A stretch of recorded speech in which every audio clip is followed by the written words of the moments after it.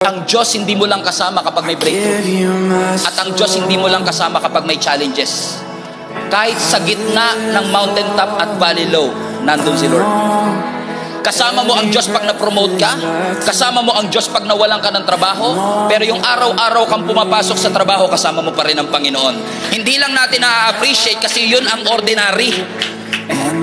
Marami sa atin nagsisimba para magpasalamat. Grabe ginawa ng Diyos. At marami rin nagsisimba para may matinding gawin ang Diyos. Pero minsan nakakalimutan nating ipagpasalamat yung araw-araw sinusustain niya tayo. Yung araw-araw may trabaho tayo. Yung araw-araw may nakakain tayo. Yung paglakad po natin kasama si Jesus. Kasama din po sa pagpapala ng Diyos at presensya ng Diyos. Yung mga simple at ordinaryong parte ng ating buhay. Yung mga average and typical.